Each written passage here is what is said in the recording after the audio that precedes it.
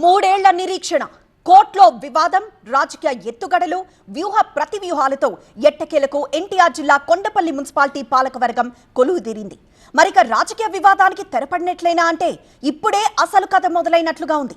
మాజీ మంత్రి జోగి రమేష్, ఎమ్మెల్యే వసంత కృష్ణ ప్రసాద్ మధ్య హాట్ డైలాగ్స్ హీటెక్కిస్తున్నాయి.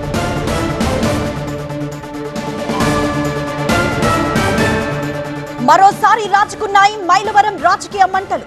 మైలవరంలో వసంత కృష్ణ ప్రసాద్ వర్సెస్ మాజీ మంత్రి జోగి రమేష్ గా మారింది. జోగి రమేష్ నోరు అదుపులో పెట్టుకోవాలన్నారు వసంత కృష్ణ ప్రసాద్, లేదంటే ఆయనకు సరైన బుద్ధి చెప్తామన్నారు కృష్ణ ప్రసాద్. ఇక చంద్రబాబు సూచనలతో సంయమనం పాటిస్తున్నాం, లేదంటే 164 స్థానాలు గెలిచిన రోజే జోగి రమేష్ ఇల్లు కూల్ చేసేవాళ్లమన్నారు. ఇప్పటికైనా జోగి రమేష్ నోరు అదుపులో పెట్టుకోవాలన్నారు కృష్ణ ప్రసాద్. ఇక కొండపల్లి మున్సిపల్ చైర్మన్ గా టీడీపీ కౌన్సిలర్ చెన్నుబోయిన చిట్టిబాబు ఎన్నికయ్యారు. వైస్ చైర్మన్ 1 గా ఇండిపెండెంట్ కౌన్సిలర్ కరిమికొండ శ్రీలక్ష్మి ఎన్నికయ్యారు. వైస్ చైర్మన్ 2 గా టీడీపీ కౌన్సిలర్ చుట్టుకుదురు శ్రీనివాసరావు ఎన్నికయ్యారు. వారితో మున్సిపల్ అధికారులు ప్రమాణం చేయించారు. 2 రోజుల క్రితం తమ పార్టీ నుంచి చైర్మన్, వైస్ చైర్మన్లను ప్రకటించారు మాజీ మంత్రి జోగి రమేష్. పాలకవర్గం లేక 3 ఏళ్లుగా కొండపల్లిలో కనీసం బ్లీచింగ్ పౌడర్ వేసేవాళ్లు కూడా లేరన్నారు జోగి రమేష్.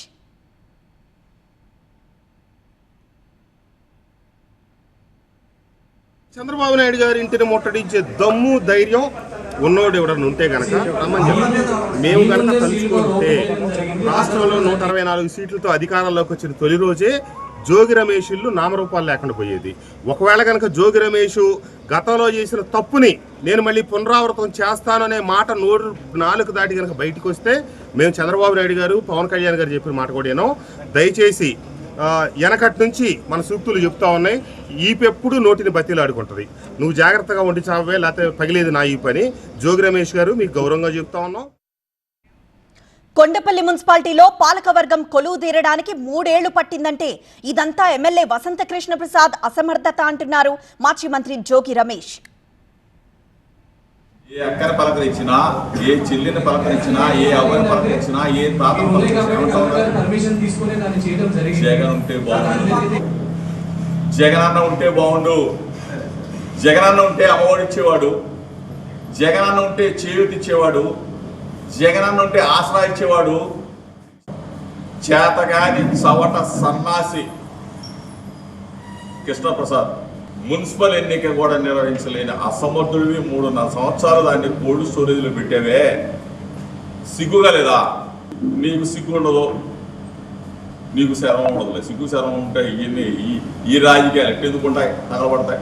తెలుగుదేశం పార్టీ మిత్రులు కూడా చెప్తా ఉన్నా, అంటే కృష్ణప్రసాద్ గారు, కృష్ణప్రసాద్ ఉన్న లీడర్లు కూడా, ఇటువంటి శాసనసభ్యుడు, దరిద్రమైన శాసనసభ్యుడు మొన్నటిదాకా మా పార్టీలో తెచ్చాడు, ఇప్పుడు మీ పార్టీలోకి వచ్చాడు. మీరు కూడా అనుభవించాల్సిందే.